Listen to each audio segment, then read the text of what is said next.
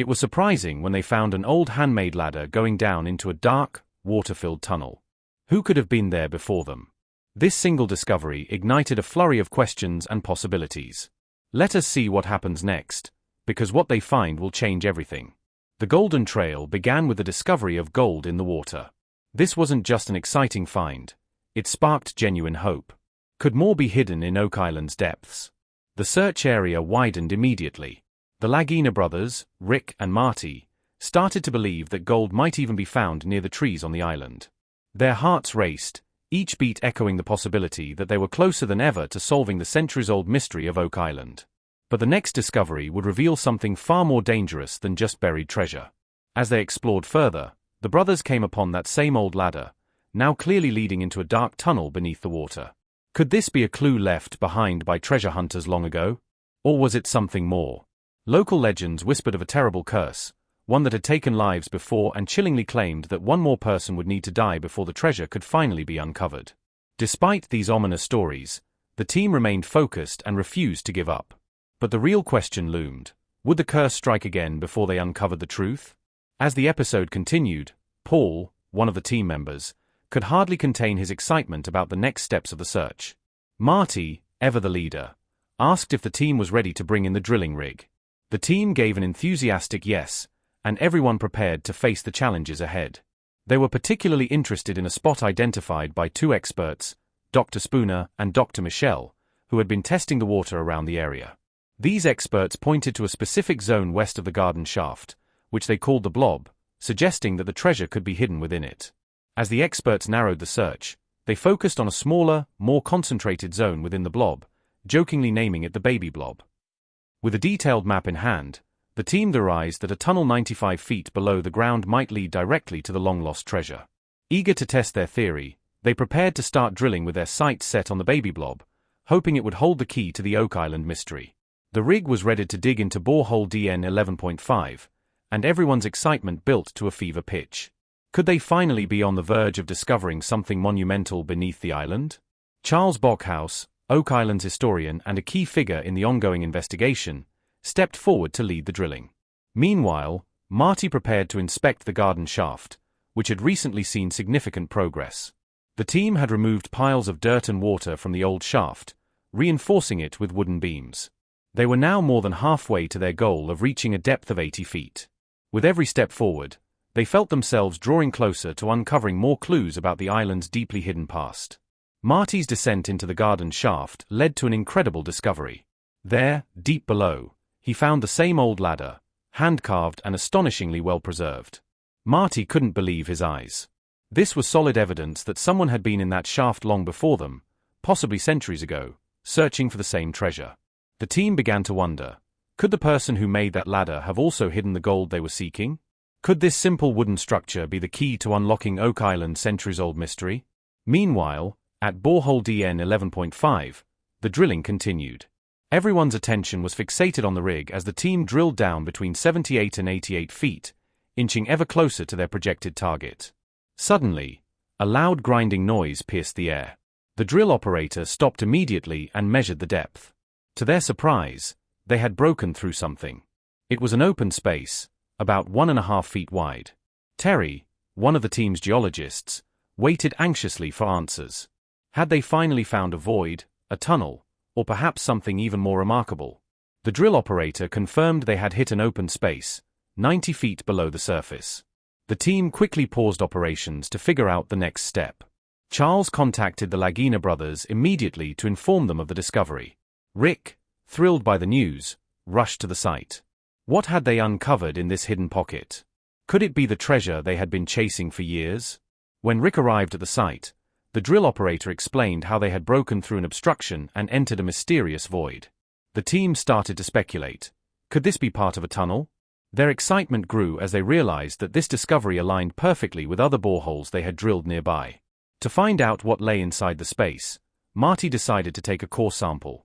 Everyone held their breath as the sample was brought up. When it was opened, they found chunks of wood inside. Could this would be from an ancient treasure chest? Could it possibly be hiding gold? Terry sent the wood sample off for testing, and everyone hoped for answers. Later, The team gathered at the Oak Island Interpretive Center to review the results with a metal archaeologist named Emma Culligan. Emma shared that the wood sample contained a surprising amount of gold, confirming that they were indeed on the right path. This revelation gave the entire team a renewed burst of hope. They were now more confident than ever that they were close to solving the Oak Island mystery. The drilling at the garden shaft resumed as the team pushed forward in hopes of finding more clues. They planned to drill 12 more boreholes, all in search of signs of human activity, tunnels or hidden artifacts that could guide their way. Meanwhile, Rick and another team member, Peter Fornetti, explored Lot 26. There, they discovered an old stone wall. But this was no ordinary wall. It looked like something that could hold another piece of the island's puzzle. As their search expanded, the team dug deeper into Oak Island's history. Fred Nolan, a surveyor who had worked on the island for decades, had made many important discoveries, including a massive cross-shaped formation known as Nolan's Cross. Fred's son, Tom Nolan, joined the team, bringing with him his father's old notes and findings. One of these discoveries was an old well filled with broken pottery. The well seemed oddly out of place. What could it have been used for? Could it be hiding more secrets? Tom also shared sketches from his father's notebook showing a mysterious stone formation they called the quadrilateral. This structure didn't appear to be natural. The team wondered if it could be linked to the treasure. With every new clue, the mystery of Oak Island deepened further. Encouraged by their findings, Rick and Marty pushed deeper into the island's secrets, eager to uncover what might lie beneath the infamous money pit. In the year 1861, something strange had happened at the money pit, the place where many believed the treasure had been buried. Without warning, it suddenly collapsed. All the wooden beams supporting it disappeared without a trace. Some people took this as a sign. Perhaps something big was hidden there. Others believed it was the work of ancient religious warriors who might have visited Oak Island hundreds of years ago, burying their sacred riches from long and dangerous quests meant to protect holy lands. For years, the Lagina brothers have starred in a TV show called The Curse of Oak Island, documenting their mission to find this legendary treasure. Despite countless searches and tireless work, they had yet to find the grand prize. But they did uncover small traces of gold in the island's waters, which reignited their excitement. Could this mean the treasure was real? Or were they chasing a legend? The island's legend holds a dark warning. The treasure will not be found until 7 people lose their lives trying to uncover it. So far, 6 lives have already been lost, casting a haunting shadow over the search. Every time the brothers drew closer, the legend loomed overhead like a storm cloud. Could the next step be their last? Throughout the years, the Lagina brothers found many strange artifacts, pieces of wood, ancient tools, and old coins, all pointing to something significant. One of the most intriguing discoveries was a U-shaped wooden structure that hinted at the work of secretive groups like the Knights Templar. This group of Christian warriors from the Middle Ages went on perilous missions to defend sacred sites. Some believe they may have hidden their greatest treasures, including relics like the Holy Grail or the Ark of the Covenant, on Oak Island. The discovery of an old lead cross, possibly connected to the Templars, fueled even more theories. Could Oak Island be more than a hiding place for gold? Could it be a vault for items that could reshape religious and historical understanding? With every passing season, the team used advanced technology to look deep underground and underwater. Each discovery, whether a speck of gold or an ancient artifact, pushed them forward. Then came the most thrilling find yet, traces of gold in the water around the baby blob. Could the treasure be close? Or was it another trap laid by the island's cursed design? The team was cautious but determined. They remembered the legend. 6 people had already died. Would this dig uncover treasure, or would it fulfill the curse's final toll? The quest for Oak Island's treasure had become something greater than just a search for wealth. Every artifact told part of a lost story. Even something as small as a stone shot helped unlock more of the island's past. They weren't just searching for gold, they were searching for the truth. Who came to this island long ago? What did they leave behind? And why? The lost tunnel added another layer to the mystery. For generations, explorers spoke of a tunnel they could no longer find. It had simply vanished. What had happened to it? Could it hold the answers that eluded searchers for over 200 years? Scientists, geologists, and historians joined forces, investigating 2 new boreholes, 8.5 and 13.5. They made a stunning discovery, a 10-foot empty space underground. As they drilled down, they found a very old cross buried deep in the earth. Hope surged again. Could this cross indicate the treasure was close? Some believed these clues linked to a legendary location, the garden shaft. Rumors swirled that the shaft could hold more than dirt and rock. It might hold the treasure. Cautiously, the team dug, always mindful not to collapse the fragile ground above potential tunnels. But despite their efforts, the wooden tunnels remained hidden. Then, just as frustration set in, they saw something promising: air bubbles in the soil. These bubbles suggested voids or tunnels below the surface. Excited, they collected water samples, hoping for more clues. To assist, they brought in the Dumas Mining Company. As Dumas helped stabilize the shafts, they discovered water rushing in from the landside. This could point to flood tunnels, possibly built to protect the treasure. The team acted boldly. They decided to reinforce the shafts with concrete.